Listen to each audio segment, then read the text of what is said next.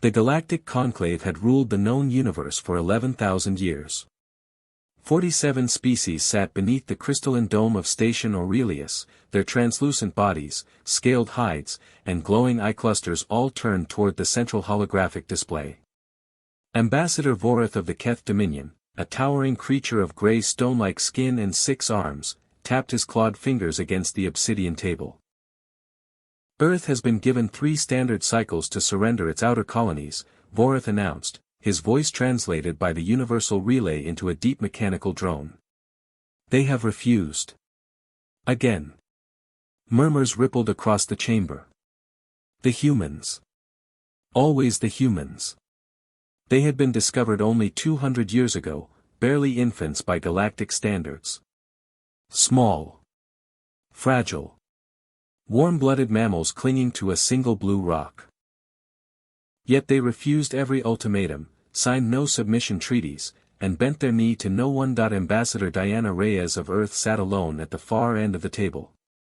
She was a lean woman in her 50s, silver-streaked hair pulled back tight, wearing a plain dark uniform with a single American flag stitched above her left breast. She said nothing. She simply watched Vorith with calm brown eyes and waited. Your fleet, Vorith continued, almost amused, consists of what, 40 warships? We have catalogued every vessel in your inventory, Ambassador Reyes. You are outgunned by a ratio of 900 to 1. Surrender the colonies or we will take them by force. Diana Reyes folded her hands on the table. I'd like to request a 72-hour recess before any military action is authorized. Vorith leaned forward. For what purpose? So the right people can be notified, she said quietly. 70 light-years from Station Aurelius, deep in the black between star systems, something moved. It had been waiting there for 9 years.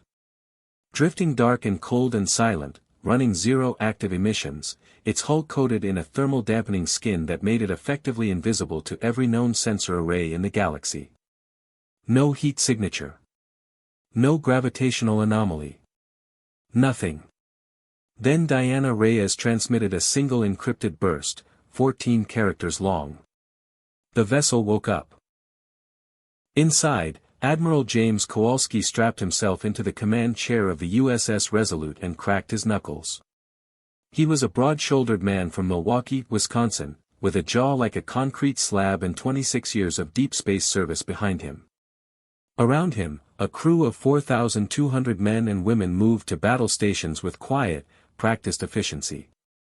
All systems nominal, Admiral, reported Commander Priya Okafor from the navigation console. Drives are warm. Weapons online. Shields at full capacity. Kowalski nodded slowly. 72 hours, he said. Ambassador bought us 72 hours. He looked at the star map projected before him, Station Aurelius glowing like a tiny jewel at the center of a vast web. Let's not waste it. All ahead full.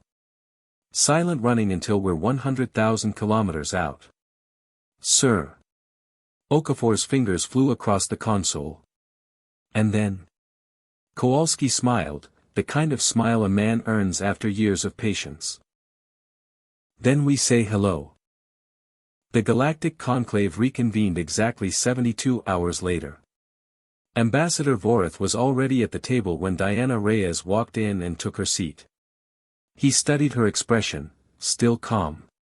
Still utterly unreadable. It irritated him deeply. The recess is over, Vorith said. Do you surrender? No. Vorith raised a hand to signal the fleet commanders. Then every screen in the chamber lit up simultaneously. A priority override broadcast flooding every military and civilian channel in the sector. The 47 ambassadors turned to the displays and went completely still. Emerging from the black at the edge of the sensor grid was a ship. Not a warship. Not a cruiser or a destroyer. What appeared on their screens defied the scale their instruments were calibrated to measure. It was 5 kilometers long and 2 kilometers wide.